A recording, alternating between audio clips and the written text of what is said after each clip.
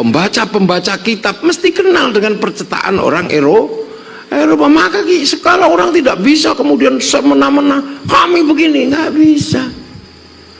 Kami nggak mau bank haram, ya terserah kamu kalau nggak mau, tapi jangan pakai uang, karena uang itu produksi bank. Pergi haji pakai bank, ongkos naik haji dikacelakan sama pilot, nggak disuruh berangkat sampean. Ini dunia baru.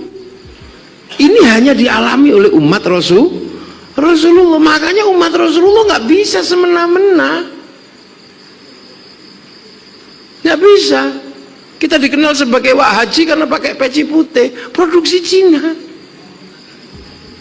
Ini dunia baru, jadi peradaban baru. Makanya orang Islam itu harus benar-benar legowo dino ini, harus benar-benar rendah hati, sebagaimana disabdakan oleh Rasulullah lewat hadis qudsi, mayyuridillahu bihi khairan yufaqihu fiddin. Siapa yang dikehendaki baik oleh Allah dikasih ngerti dalam urusan agama. Khaironnya nakiro, makanya maknanya khairon kamilan, kebaikan yang sempurna. Lah manusia itu nggak bisa sempurna, maka baiknya manusia tidak bisa berdiri sendiri. Ini pengajian baik. Siapa bilang pengajian nggak baik? Yang terbaik di pengajian ini siapa? Saya. Karena sendirian dikasih mic. Jadi orang baik itu kelihatan. Kalau ukuran pengajian itu baik, yang terbaik siapa? Saya. Wong sendirian dikasih mic, ya kan? Pakai serban, yang lain kan nggak ada yang pakai serban.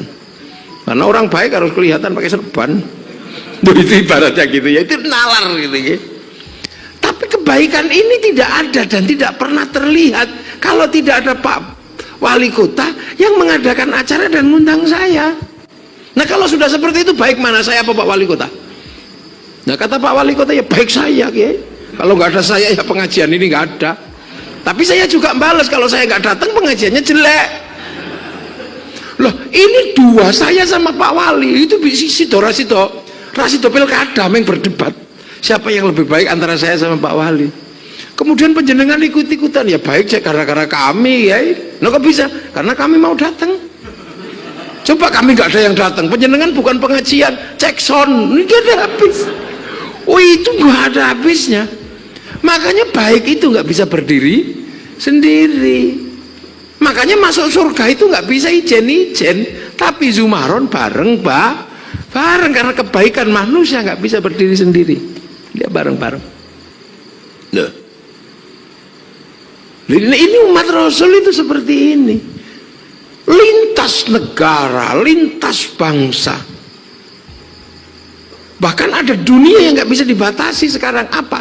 Dunia maya, dimana Mark Zuckerberg bisa komunikasi dengan orang Indonesia tidak menggunakan G2G, tidak menggunakan government to government, tapi langsung provider to provider. Itu pun tidak menggunakan yang namanya SKSD. Jadi orang Amerika komunikasi dengan Indonesia nggak pakai SKSD, nggak pakai sistem komunikasi satelit domestik. Artinya apa? Pembayarannya langsung ke sana, sehingga resources yang masuk ke sana tidak bisa dipajaki oleh negara. Lu ini dunia anyar. Makanya dunia ini Mark Zuckerberg ya nggak ada habisnya. Wong dari Indonesia 200 triliun setiap bulan. Ini dunia baru. Dan kaum muslimin ngalami. Coba kalau kaum muslimin nggak ngalami, ini ngalami kaum muslimin. Pemerintah Saudi begitu jamaah haji sangat banyak datang, dia nggak bisa berpikir sendiri, dia panggil Paris Hilton, orang yang tidak pernah pakai celana panjang, kemana-mana BH-nya cuman ditutup depannya tok, dan kecantikannya adalah ketika tidak pakai apa-apa. Dipanggil ke sana, tolong jamaah haji ini kamu urus. Caranya gimana tuan? Bangunkan hotel sesuai dengan brandedmu. Makanya kemudian ada hotel Hilton di samping Ka'bah, persis di dalam pelataran Masjidil Haram. Itu mau ngomong apa kalau udah kayak begitu? Ini dunia baru. Habis tawaf haus, nggak cukup dengan air zam-zam, Pepsi didatangkan ke sekitar Masjidil Haram, Coca-Cola didatangkan. Loh, Ini dunia baru. Dulu nggak ada. Orang Yahudi nggak bisa berdagang di samping Masjidil Haram, disuruh jauh. Orang Nasrani nggak datang ke sana. Tapi sekarang orang Nasrani datang, bukan orangnya, tapi produk peradabannya. Kita mau apa? Bahkan di samping Ka'bah yang paling religius, kita menggunakan jasa baiknya orang Korea, kita selfie depan Ka'bah. Sopo sing ngarep nyegah, apa wong ngarep tempeling? Enggak mungkin lah, tetep ngono foto deh. Bahkan ibadah sekarang di live, di live apa? Sampai ngubur mati lo di live. Iki dunyu anyar. Yang itu hanya terjadi di zaman umat Rasulullah. Makanya kadang ada yang masih gagap dengan yang seperti ini. Tapi ketika kita berbicara bangsa dan negara, kita harus memahami inilah apa yang disebut oleh Islam, wa ja'alnakum syu'uban wa qabaila lita'arafu. Kita harus saling pengertian. Nah, ketika itu datang, rasa bangga kepada bangsa akan menjadi kekuatan di mana bangsa ini menjadi pemenang atau pecundang.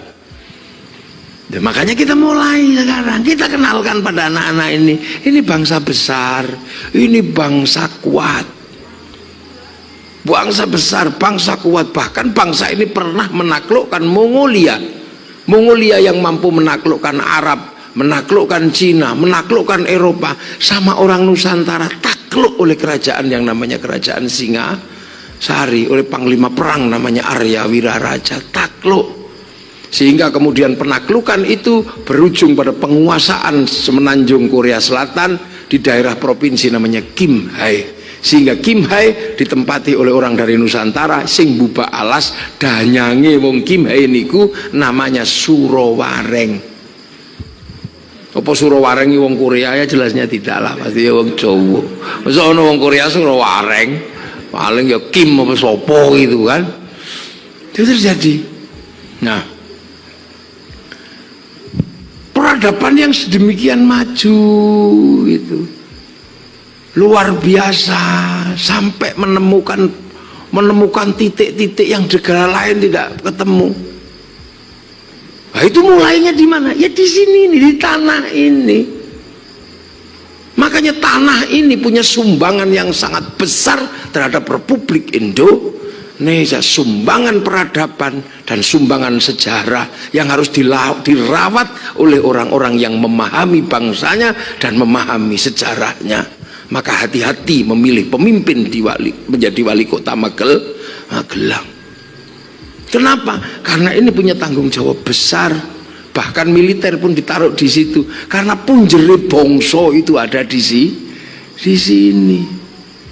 Kenapa bangsa ini hiruk pikuk perang agama sudah tidak terjadi, kalaupun kecil-kecil? Karena dulu sudah rukun di sini.